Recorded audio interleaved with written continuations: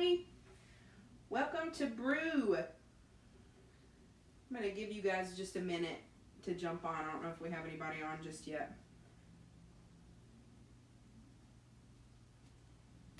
I just got a notification that Pam was live in the group. So I'll give you guys a couple minutes to pop on.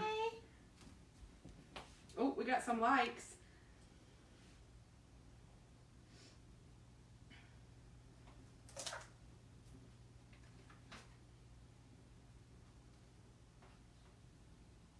All right. Okay, I see some people commenting. Pam, can you see who that is from up there? Marty Thompson. Hey, Emily. hey, Marty. Hey, Emily. Wait, is it my Emily? Yeah, it's your Emily. Hi, Mimi. Your sister.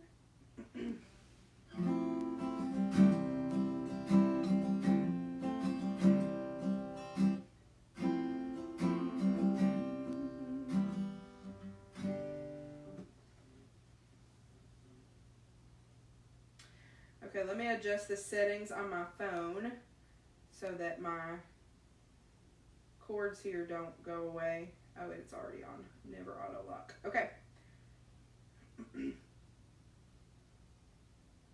Hey, Pam, do you think, would it totally mess up your plans if I did one song now and one song at the end? Absolutely not. Okay, cool. All right. Welcome to BREW, everybody. Sponsored by Humboldt First United Methodist Church. Obviously, we're practicing social distancing right now, but we're excited that we have this opportunity to still share the Word of God with you guys through Facebook. Facebook is a beautiful thing. Jennifer Rogers is on. Hey! So once I get done with my first song, Pam is going to start her part. Yes, she's going to start her part of the Bible study, and then I'm going to open with one song, and then I'm going to close with another song, or do things a little different. But welcome. Please share on your Facebook pages. Don't forget to invite your friends to BREW. Invite them to join our Facebook page as well. So, I did this We song. do have coffee. We do have coffee. But I'm going to do this song. I did this song on our Facebook Live service for church 3 weeks ago, I think. But I just think it is a great song for the current situation that we're all in. So, something we should all remember.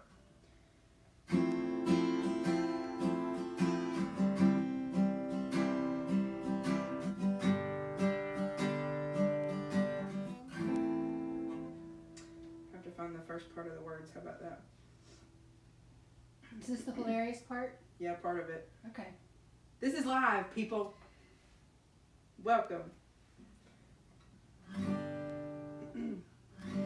You are here, moving in our midst. I worship you. I worship you. You are here, working in this place. I worship you. Oh, I worship you. You are here, moving in our midst. I worship you. I worship you. You are here, working in this place. I worship you. Oh, I worship you. And you are waymaker, miracle worker, promise keeper, light in my darkness. My God, that is who you are. You're the waymaker, miracle worker, promise keeper, light in my darkness. My God, that is who you are. You are here, moving in our hearts. I worship you. I worship you. You are here, turning lives around. I worship you. Oh, I worship you. You are waymaker, miracle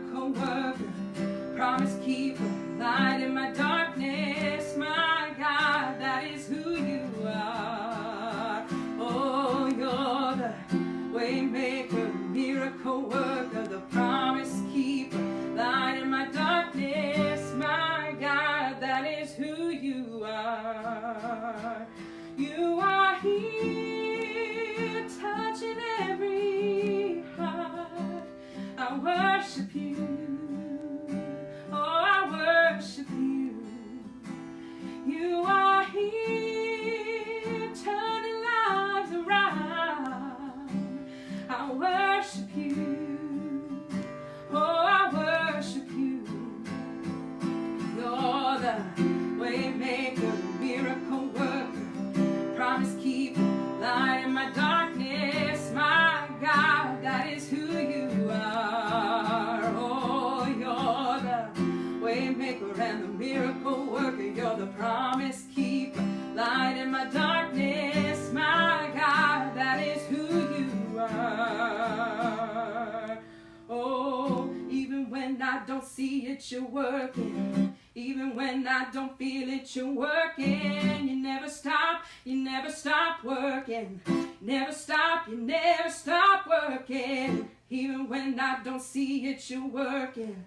Even when I don't feel it, you're working. You never stop working. Never stop, you never stop working. Even when we don't see it, you're working. Even when we don't feel it, you're working. You never stop working. Never stop, you never stop working. And even when we don't see it, you're working. Even when we don't feel it, you're working. You never stop working. Never stop working. You're the way maker and the miracle worker, promise keeper, the light in my darkness. My God, that is who you are. Oh, you're the way maker and the miracle worker. You're the promise keeper, the light in this darkness. My God, that is who you are. Holy smokes, Katie. Man. All right, you gotta wait for me to get to my chair. Ta-da! All right, I don't know about y'all. I'm sad that you couldn't be here because the spirit was strong tonight. That was amazing. And that song, Katie sang that because I asked her to. God is our waymaker, and He's here. And this COVID-19 crisis, everybody having to stay home, not being able to go out, people being exposed that are working on the front lines. God is here. And I watch the morning news. I've started limiting myself to only watching the morning news because then I get so afraid and so scared and all I want to do is hide and cry. But if I remember that God is in control and God is here and God is in charge and God has not left us alone, that comforts me because I know what the end to the story is. The end is that Christ comes again and His people are gathered up and we go to heaven to be with Him and live eternally with God. Amen. And that's the whole reason we're doing this Bible studies, because I want you all to understand not just how strongly I believe it, but I want you to understand for yourselves in your own hearts that God is in control. And He is here with us. Even though it doesn't feel like He's here, He is here. He is the waymaker. He is the promise keeper. And the Bible is full of His promises. So I'm going to open real quick with a word of prayer. And then we're going to get into Exodus and the 10 Commandments and starting with all the laws. So if you will bow and pray with me. Dear Heavenly Father, I thank You so much. God, I thank You for the technology that we can do this, because 10, 15 years ago, this wasn't possible. And if this had happened, we wouldn't be able to speak with anybody. We wouldn't be able to be on social media and share with our friends. In 1918, when the Spanish flu epidemic was happening, people didn't have information. All they had was fear. And it was dreadful. And whole villages were wiped out and nobody knew. Nobody knew that the villages were gone. God, I thank You for the technology. I thank You that You've given us, some of us, the intelligence to use it, to be able to reach other people, to reach out and to spread Your word. I pray, God, that people are listening that need to hear this tonight. I pray that You will guide what I say, that it is truly from you and not from my pride, my sense of intelligence, that it is your words that will be spoken for your people to hear in this time, in this place. Amen. Okay, so Exodus 20 begins with the Ten Commandments. We're going to back up just a minute to Exodus 19. So Exodus 19 and verse 16, Moses is meeting with the people. They've reached Mount Sinai. They've come through the Red Sea. They've faced some of their demons, and they've escaped Pharaoh, and they watched him and his soldiers, his army, be drowned in the Red Sea. And so now they've come to Mount Sinai, and they're frankly a little afraid. So on the morning of the third day, there was thunder and lightning with a thick cloud over the mountain and a very loud trumpet blast. And this is seen throughout the scriptures, that this is how God speaks. This is what some people hear. They may not hear the audible voice of God, but they hear the thunder and the lightning and the trumpets. And everyone in the camp trembled. Then Moses led the people out of the camp to meet with God, and they stood at the foot of the mountain. Now God had given strict instructions that they were only to come so far and no farther, because that was holy ground. So Mount Sinai was covered with smoke because the Lord descended on it with fire. The smoke billowed up like smoke from a furnace. The whole mountain trembled violently. I mean, have you ever been in an earthquake and felt the ground shake and things fall off of the walls? And there's no control. You can't stand up. It's terrifying. The smoke billowed up like smoke from a furnace. The whole mountain trembled violently, and the sound of the trumpet grew louder and louder. And I think that's what we're going to hear in the last days, is the sound of the trumpet when Christ comes again. Then Moses spoke, and the voice of God answered him. The Lord descended to the top of Mount Sinai and called Moses. So Moses went up, and the Lord said to him, "Go down and warn the people, so they do not force their way through to see the Lord, and many of them perish," because you cannot look on the face of God, because he is so holy. And we're going to find that out. This is the beginning of his instructions to all the people, so that we can meet with him face to face. But prior to this, we're not good enough. It's only through the blood of Jesus Christ, and we're going to see that. This is what's coming. The Lord must consecrate everybody that comes. Even the priests that approach the Lord must consecrate themselves.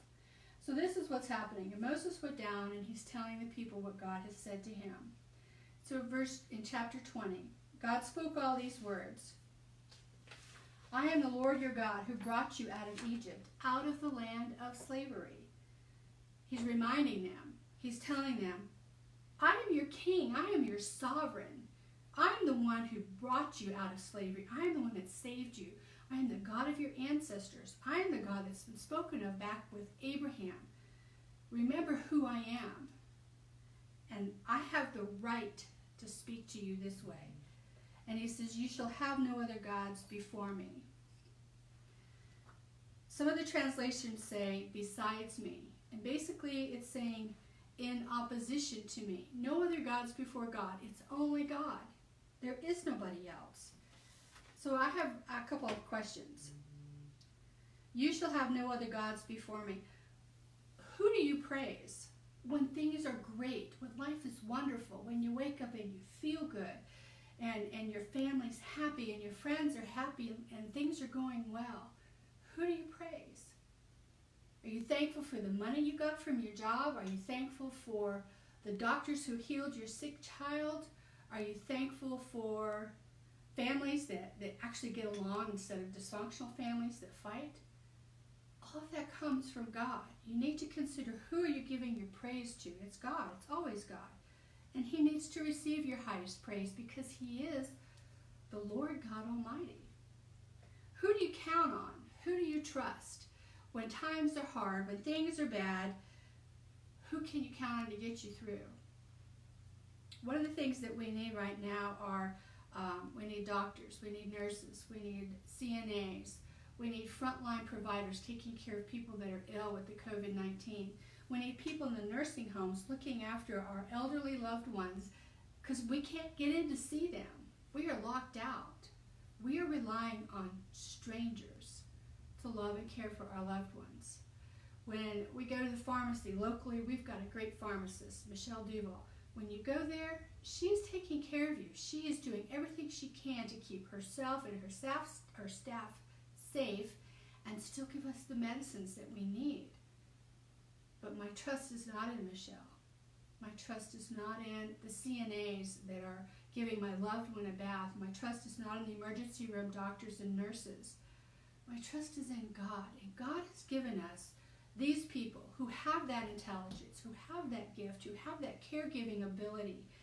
It's coming from God. We need to remember that. Who do you think, when things are wonderful, when you have a brand new baby and you've been trying to get pregnant for so long and you haven't been able to? Who do you think when you can adopt a child, or if a foster comes available for you to take into your home? Who do you give yours to? That's my dog. It's God. All of this comes from God, and we've got to remember that. The next commandment is, you shall have no other gods before me. It's easy to make money be our God. It's easy to make a job. It's easy to make achievement. It's easy to be, I want to be an entertainer. Well, that's not going to happen. But I want to be an entertainer. I want to stand up on stage like American Idol, and I want to win all the glory and all the applause, and I want to sing better than anybody else. But it's God that gives those gifts. It's not us. It's not our abilities. It's all from God. We've got to remember that. Who are the idols in your life? Katie? Like people that I look up to? Something that, like an idol, for me, sometimes it's like, I get to counting on my intelligence. I can reason my way through. I can understand. I can read up and study and rationalize it. And I want to make that my God. I'm going to study the COVID-19 facts and who's getting it and who's the sickest and who's just getting a light case and what are the factors. And I want to rely on my intelligence for that. And it's easy for me to make that what I'm counting on, what I'm trusting. And at the center of your focus. Yeah. Let me see your phone. I'll see if anybody's posted any questions. I can't pull them up on my phone. Okay. So Katie's going to check for questions because I can't see the screen from here.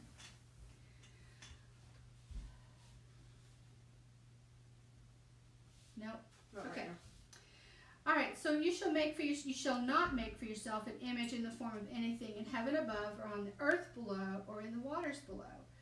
You shall not bow down to them or worship them, for I, the Lord your God, am a jealous God, punishing the children for the sin of the parents to the third and fourth generation of those who hate me, but showing love to 1,000 generations of those who love me and keep my commandments. So this is something that's kind of tough. Jealous is something we ascribe to human beings. It's not something you want to think that God has. God is not petty. God is above all that. And yet it says here, I'm a jealous God.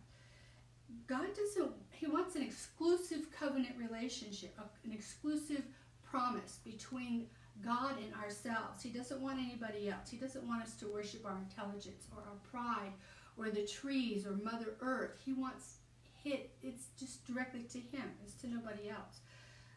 God has no form, and you can't make anything in his image and then worship that. There are some faiths that don't like having pictures of Jesus or God, because then you're going to look to that picture and you're going to direct your prayers to that picture. So, and I know in our society today, I have several different friends of different cultures, different race and ethnicity, and the Jesus, the God they have in their homes, is a God that reflects the Asian heritage or the African American heritage or the Hispanic heritage. And it's like Jesus is all of those things. God is all of those things. God is over and above and encompasses all of those things. But to make an image and then worship that is what we're not supposed to do. In Deuteronomy 7, Moses talks to the people, and he says, when you go into the land which I'm going to give you, you need to destroy the pagan temples and the idols, because you're going to be tempted to worship them, and you can't do that.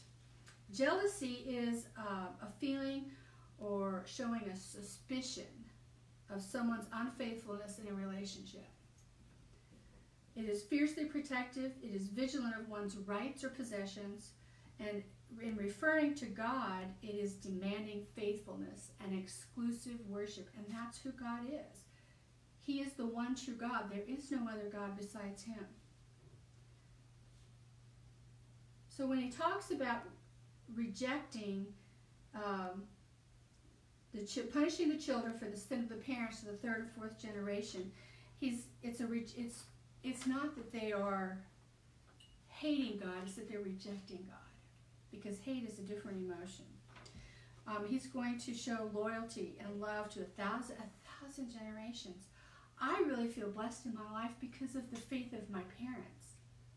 And I know some people don't have that, but I've got the faith of my parents to stand on and to walk through my life with. And for that example, and the blessings that come to me because of their faith. Continuing on in verse 7, you shall not misuse the name of the Lord your God, for the Lord will not hold guiltless anyone who misuses his name. And this is a real problem for me. Our society, we grow up and we take the Lord's name in vain all the time. We frequently use God's name in conjunction with damn it. And if you think about that, think about who God is and his holiness, and you're using this profane word in connection with that. And the same thing goes if you're saying like, holy cow. Well, a cow's not holy. God is holy. We are to be holy. We are to live our lives in a holy manner. And for us to say, even if it's an innocent exclamation of, wow, that's incredible. You say, holy cow. It's still wrong. It's holy. It's separate. It's different. It's other. It's above. Set apart. Set apart. It's not like, wow, that's really cool. There are ways, we've got to use all of our words and express our feelings in ways that are good and healthy, and not saying the Lord's name in vain or saying something is holy when clearly it's not. Verse 7, you shall not misuse the name of the Lord your God. What is the name? In Bible times and in other times, people picked somebody's name, the parents or whoever had the right to give a child a name didn't give it to them right away. There is an Indian tribe, a Native American tribe, that the child grew up with no name until they were almost a teenager. I don't know how old they were, 10, 11, 12. And at that time, they got their name. They earned their name. And the names is supposed to say who you are, who you belong to, what you represent, where you're going, what your attributes are, your good qualities. Abraham's name was changed from Abram to Abraham. And Sarah's name was changed. And there's several other places. In the New Testament, Saul is changed to Paul. These are names that God has bestowed because they have meaning. So that a name has meaning. God's name has meaning, and we can't just randomly abuse it because it has value, and we are devaluing it if we use his name in vain. Remember the Sabbath day by keeping it holy. Now in this time, this is speaking directly to the Hebrew people, the Israelites. And their Sabbath day was the seventh day, because you're going back to Genesis when God created the world, the heavens and the earth, and on day 1, and then on day 7, he rested. So to keep the Sabbath is, think of everything God created in days 1 through 6, all the work that he did. And he's taking the seventh day to rest. And he is the holy God of all creation. And he rested on the seventh day. He's giving this as an example. On the seventh day you shall rest. And I don't think for us it means that we have to rest on Saturday because Saturday is our seventh day. A lot of Christian faiths rest on Sunday because Sunday is the day of resurrection when Christ was risen from the grave. And so we're celebrating that resurrection Sunday, if you will. But what's important is the idea of rest. Some people work, like healthcare workers, work on a Sabbath day. But it's important that we find a day and we designate it as a day of rest. This is an example given to us by God. And I think it's that important that we do that. The seventh day is a Sabbath day to the Lord your God, and on it you shall not do any work. Neither you, nor your son or your daughter, your male or your female servant, or your animals, or any foreigner residing in your towns. This is everybody. This is across the board. Nobody is supposed to do any work. You need to rest. For in 6 days the Lord made the heavens and the earth, the sea and all that is in them, but he rested on the seventh day. Therefore the Lord blessed the Sabbath day and made it holy. And holy is set apart, sanctified, different. Verse 12, honor your father and your mother so that you may live long in the land the Lord your God is giving you, and that it may go well with you. This is the only commandment that has a promise. Honor your father and mother. Highly prize them. Respect them. Obey them. And the significance partly is that parents have a responsibility to teach their children obedience and respect. And that's where they learn obedience and respect to a higher authority, whether it be their parents or their local governing official, the president, the king of the world, whatever. God in heaven. This is where you learn it. It's from your parents. And so parents have that responsibility to teach it. And here's the promise. You honor your father and your mother. You give them obedience and respect. You take care of them. You do the things that they ask you to do. And that you will live long in the land God is giving you. Now, for them, this was a specific place. This was Canaan. It was designated by geographic boundaries. But for us, it is our future, that we may live long in the future that God is giving us, whatever that looks like, wherever that may be. And that it's not just that you're going to live long, but that it will go well with you. I mean, I can't think of anything more important than that. Verse 13, you shall not murder. Well, that sounds simple, but then there's a lot of things you get into with, is it justified or not? Did somebody break in your house? Did somebody harm somebody you love or yourself? And what he's saying is this is premeditated and deliberate. This is a choice you're making to deliberately take somebody else's life for whatever reason. That's wrong. You shall not murder. And we're going to see later that they set up sanctuary cities where you could go if you accidentally murdered somebody. You could go to a sanctuary city, cry sanctuary, and that's where it comes from. In California, they have the sanctuary cities for the immigrants, the people that are here illegally and they want to seek sanctuary. This is where this comes from, the sanctuary. Matthew 5:44. Let me back up for a minute. So, talking about the Sabbath, Jesus gave us the example of the Sabbath. He didn't do any work on the Sabbath day, but he did feed his disciples. He did heal the people that needed to be healed. So, the Sabbath gets corrupted by man's idea of what God said. So, we need to be really careful how we think and how we interpret. And several times throughout the Bible, God says, what is your heart? Look at your heart. What does your heart say? God isn't looking so much at your actions as he is at the motivations of your heart. So we need to be honest with ourselves, because I really believe that sin begins first with deceiving ourselves. We lie to ourselves. Satan is the father of lies. You shall not murder. You shall not commit adultery.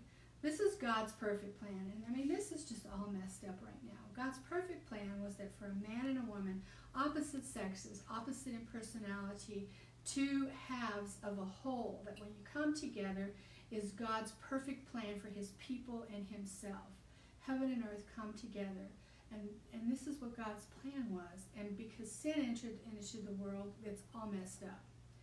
But remember, when you're reading these things, I mean, I don't have the answers.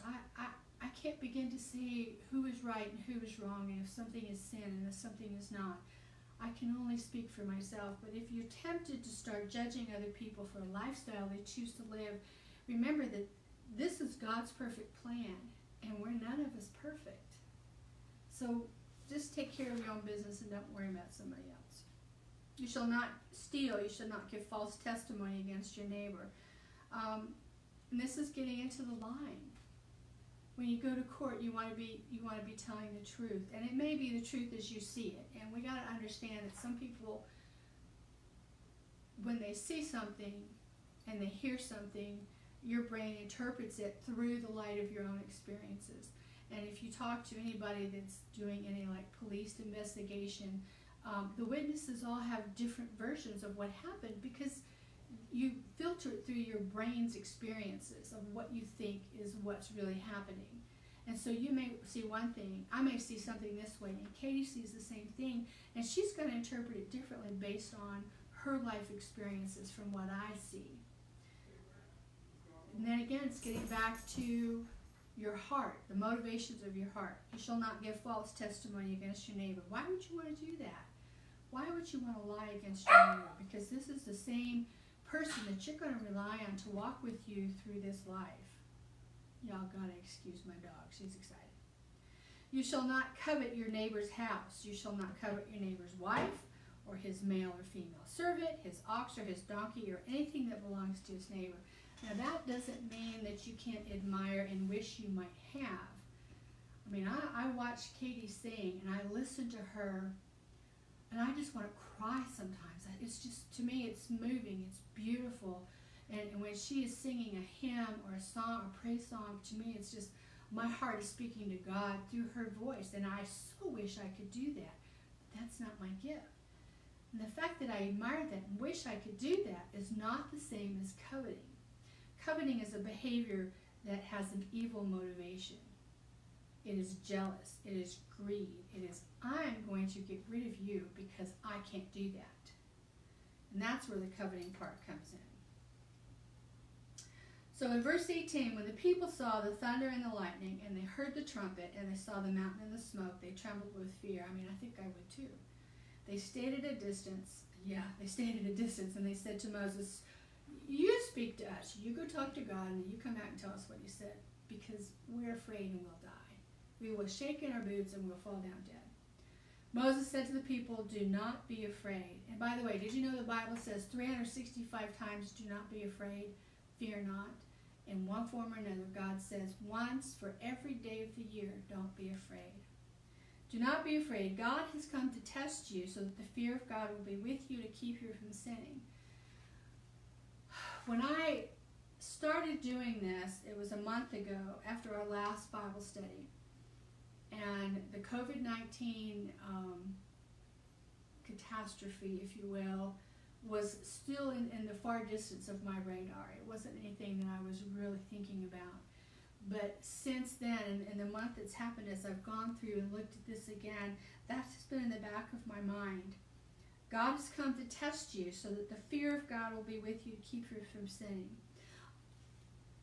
God tests us, and I think it's to help us to understand how strong our faith is, to grow our faith so that we know we can trust God to provide for us in everything. And if you'll remember back in Genesis, Abraham was told to take his son, the son of the promise, to the mountain to be offered as a sacrifice. And there was no mention that God was going to provide an alternate. So on this whole journey, as they're going, and as he's binding his son to the rocks, prepared to strike the flint that's going to light the fire and then cut his throat for the sacrifice, Abraham's got to be wondering, I don't understand. But you said to do this, and so I will. And at the last minute, God stayed his hand. And now Abraham knows the extent of God's provisions. He understands how strong his faith really is, that he can trust God, he can believe God, even when all about him things are crazy. And so now, even when all about us, this is a fearful time. This is a scary time. We've got people that we care about that are dying. We've got people that we care about that are on the front lines taking care of these people that are dying. We've got people running around saying this is all a hoax and I can do whatever I want, and they are spreading the virus further and further. But in the midst of this, God is the one that is protecting us. God is still with us. And so maybe when we come out the other side of this, whatever that may be, God will walk us through this every step of the way.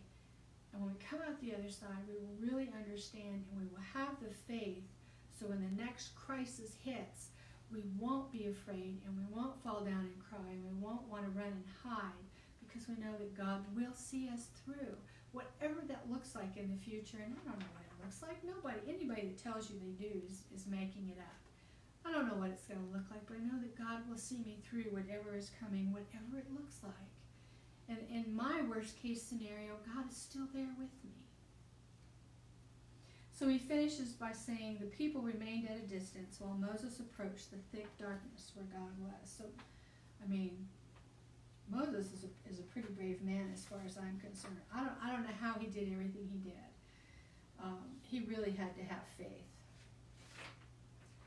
So the next part that we get into began with verse 22 and then going through chapter 24. There's all kinds of rules, and we're going to briefly touch on them. I don't want to read every word. I'm hoping y'all have read this. I don't want to read every word to you. But this is the beginning of the rules of civilization, because mankind is going to start growing, and instead of being people scattered over a large area, there's going to be groups clumped in different areas. And in order to not have everybody killing everybody, there's got to be rules. And so this is where the basis for the rules of the United States, the Constitution, the laws that we have that came about. So verse 22, the Lord said to Moses, tell the Israelites this, you have seen for yourselves that I spoke to you from heaven. They were there, they were witnesses. They knew that God was speaking to them. Do not make any gods to be alongside me. Do not make for yourselves gods of silver or gold. He says, make an altar of earth for me and sacrifice on it your burnt offerings. And he's going to get into explaining what they are. The burnt offerings and the fellowship offerings, your sheep and your goats and your cattle. Wherever I cause my name to be honored, I will come to you and bless you. He says, if you make an altar of stones, don't build it with dressed stones. And dressed stones is when you take a hammer and a chisel or whatever tool you have and you shape it so it's a perfect shape. And then you take all these perfect shapes that you've created and you stack them and you make a pleasing pattern. He says, don't do that. Pick up the rocks as they are, as I made them, as I God have made them, and stack them up to make the altar. It is not made with dressed stones. It is made with natural things. It is the earth that has given that God made. For you will defile it if you use a tool on it. If you make something, then the challenge is not to worship what you've made. Look, I made a wonderful altar. Isn't it beautiful? My church, our church in Humboldt, is one of the most beautiful I've ever seen. And growing up in the military, I've been in a lot of different churches, and these windows are just amazing. If you haven't been there, you need to come and look at the windows. They're just incredible. The artistry, the magnificence, the colors, they're just beautiful. But the temptation is then to come and worship the building, because look what I made. This is a beautiful sanctuary. It's a building that's gorgeous and glorious, and I'm going to come here and bask in its beauty instead of coming to worship God. So this is why he said, do not make an altar of dressed stones. And remember, he's talking to a migrant people that are traveling everywhere. And then he says, and do not go up to my altar on steps. In other words, don't build it up with steps, or when you go up, your private parts will be exposed. And I'm going, what? What did I just read? And I think because they didn't wear underwear, they weren't a people like we are. They wore tunics, they wore long flowy gowns. They weren't concerned with that. And so the whole point of this is not to be worried about exposing your private parts, but just being able to worship God, one-to-one, straightforward. And so if you build this altar up, then you've got to deal with all this other stuff. And he just doesn't want to go there. So the law that we've been given, the 10 Commandments, and then the rest of this that we're going to see, Exodus and Leviticus, it's a whole bunch of rules. And in Jesus' time, you had the Pharisees and the Sadducees, who were groups, separate groups of learned priests. That's all they did, was study what the 10 Commandments. They studied the law and the history, and they interpreted it, and they made up the rules. They divided, like, you shall not give false testimony against your neighbor. They divided it into 10 million small parts, and each small part could have been construed as breaking that commandment. And it became impossible to even move. It's like the more you try to move, the little Chinese finger traps, remember? You try to pull your fingers apart and you can't, but if you relax, you can take them out. Well, they just made so many rules and laws, it's like you just got bound tighter and tighter. And so the purpose of the law is to show that we can't. We can't. Nobody can. There's only been one human being, and that was Jesus Christ, who was able to keep all of the law perfectly and thereby become the perfect sacrifice. So the law was given to show that we can't achieve that perfection. We cannot achieve the righteousness of God. We have no business coming before God ourselves. It reveals how far we are from God. And it makes us cry for mercy and grace. And that's where Jesus comes in. This is grace freely given. This is mercy freely given. All you have to do is ask and receive. There's no hoops you have to jump through. You don't have to dress a certain way. You don't have to bring certain sacrifices at a certain time of the year. You just have to ask. It is freely given. The law has no grace or mercy, but through this law, through all these rules, God is showing us this is how perfect and holy He is, how set apart He is from us, how far we've fallen from the beginning, and what we need to do. And He's going to show us that. Moses is a type of Jesus Christ. He's the mediator between mankind and God. He was the mediator between the Hebrew people, the Israelites, and God. And Jesus is our mediator. He stands before God on our behalf, and He mediates for us.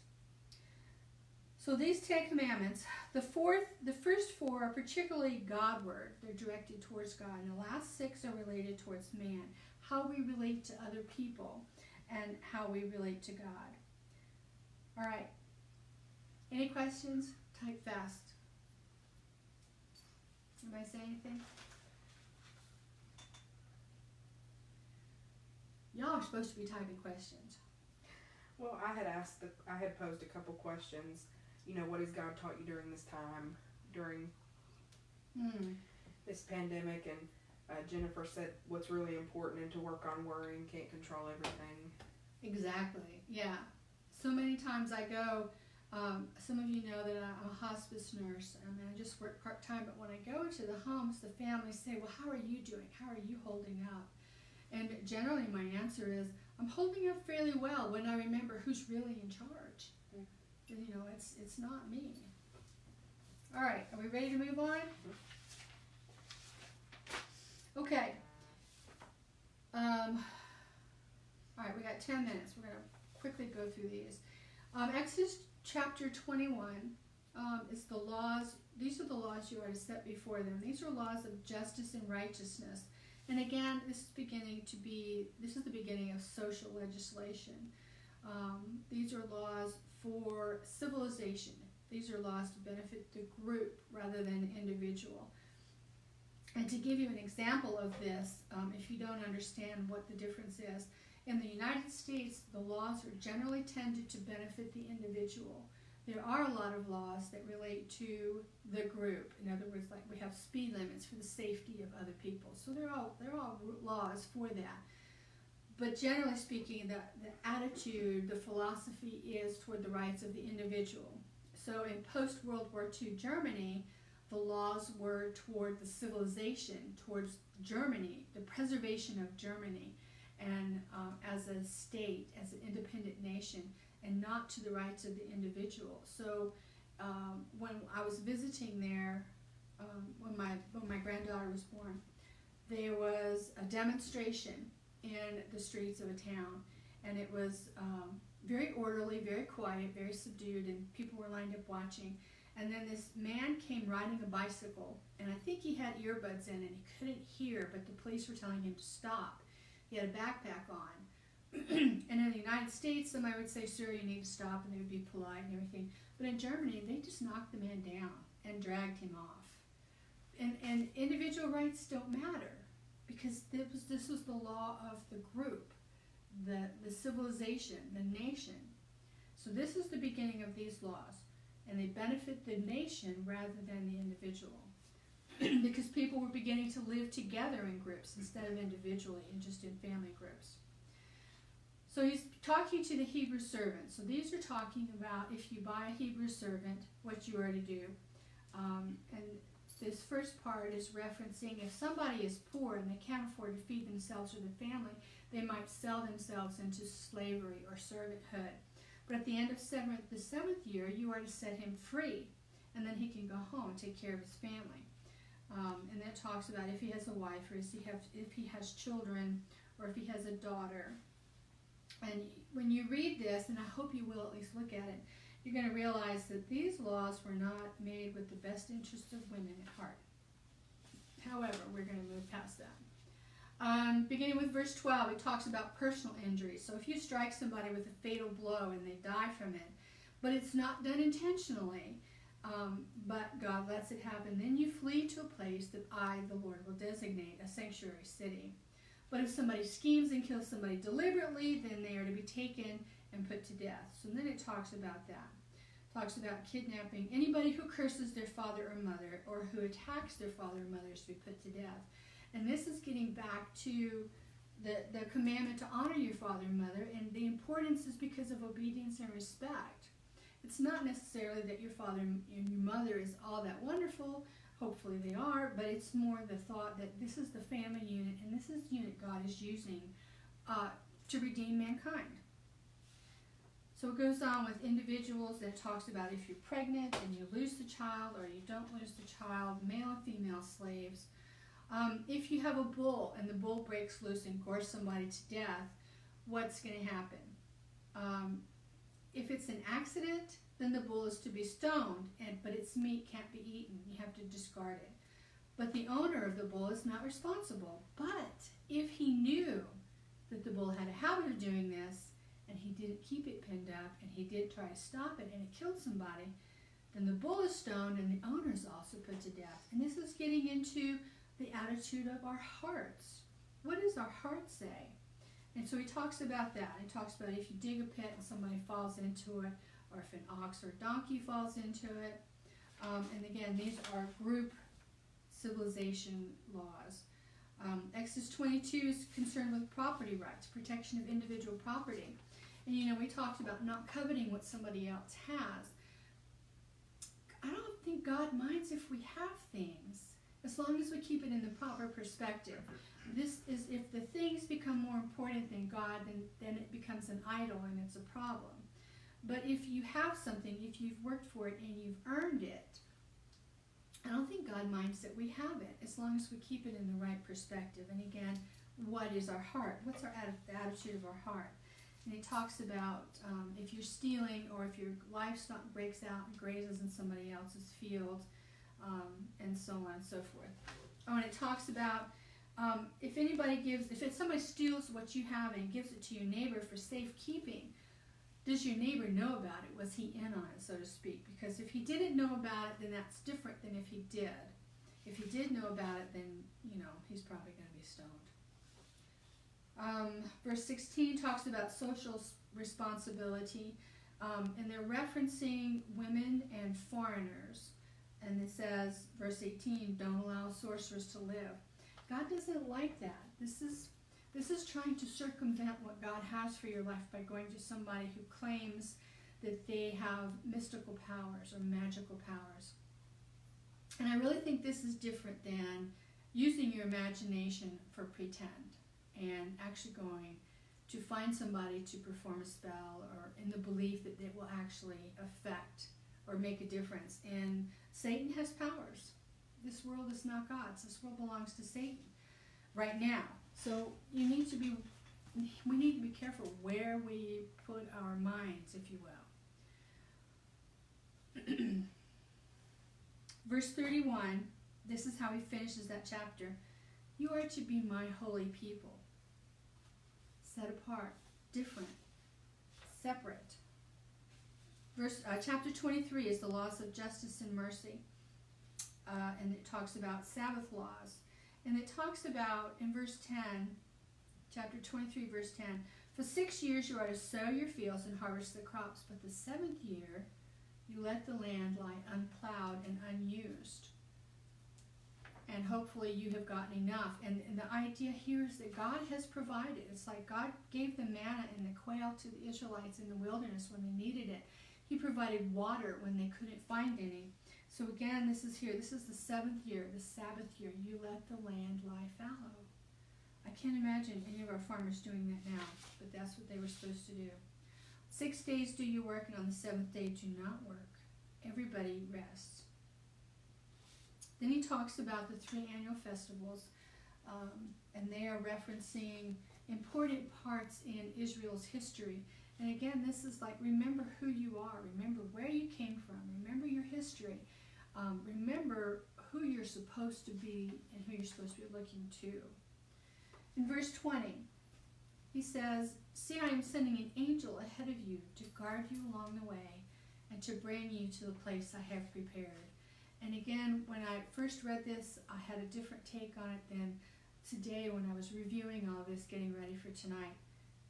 God is here with us now. He knows what we're going through. He knows our fears. He knows that when you get up in the morning, we have no idea what's happened overnight. What new disaster has occurred? This is surreal. Never in my wildest did I imagine this would not be a B movie on an old obscure television channel that you watch and laugh because it's so bad. But this is real life. But God is here with us. He has sent an angel to guard us along the way and to go before us, to bring us to the place that he has for us because he loves us. We are his people. He says, pay attention to him and listen to what he says. And then he says, do not rebel against him. He will not forgive your rebellion because my name is in him. Does this go back to honor your father and your mother, the obedience, the giving the respect? Possibly.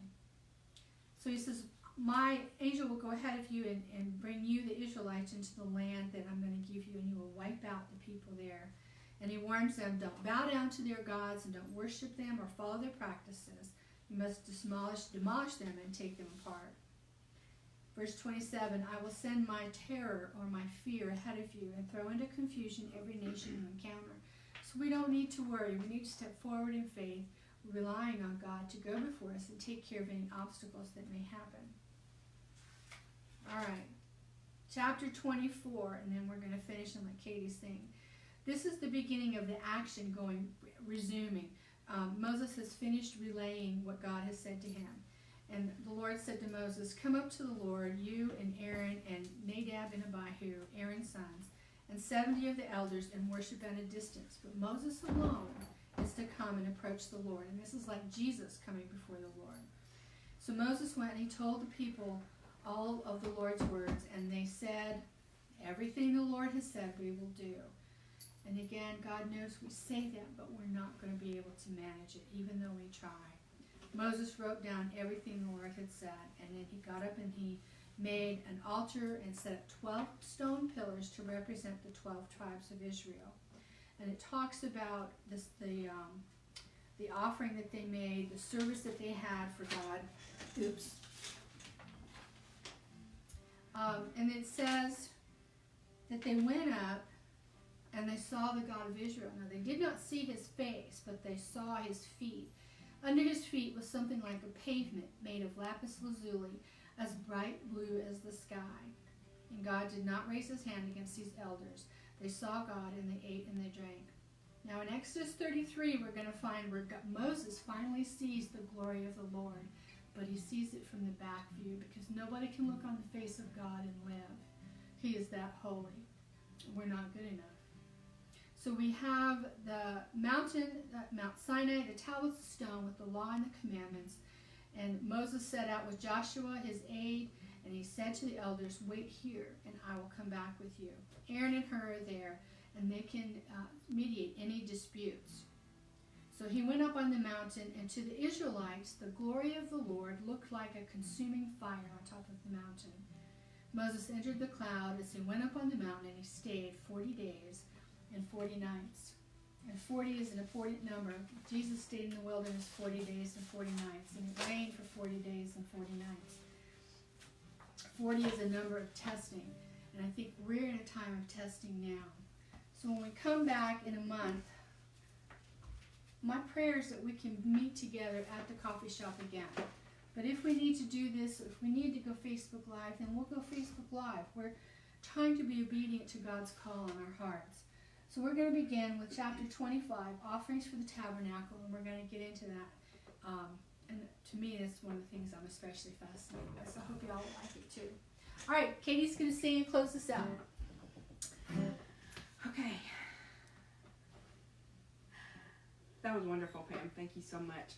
Pam talks about my singing, which is so kind of her, but I'm always in awe of Pam's ability to speak to people, just and into people's lives is really what I'm fascinated by. I've always admired that about you, Pam, and your ability. Well, again, that's the different gifts that God has given us. I know you've spoken into my life so many times, and I know so many others and others that are watching today, so thank you. And in true Katie form, I'm going to play a song I've never sang before. I have faith. It's going to be great. So we will see how this goes. But this is a new-ish song. I think it's new.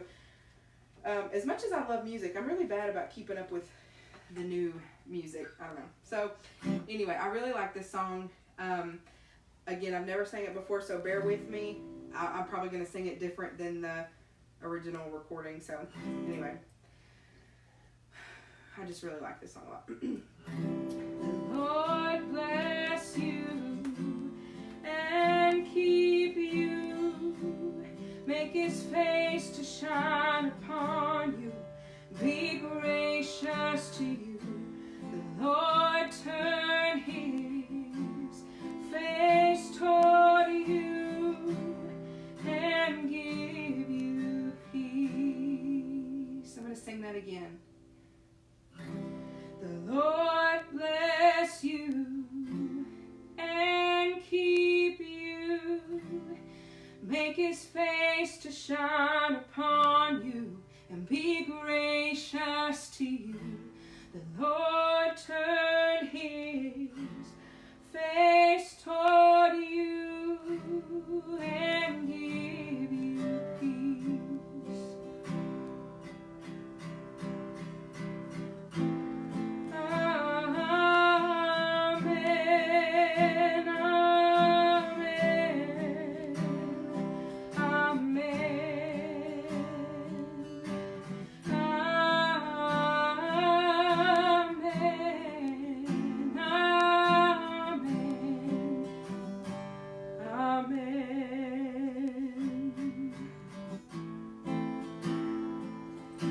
Favor be upon you and 1,000 generations, and your family and your children and the children and their children. Make his favor be upon you for 1,000 generations, and your family and your children and the children and their children. Make his favor be upon you for 1,000 generations, and your family and your children and the children and the children.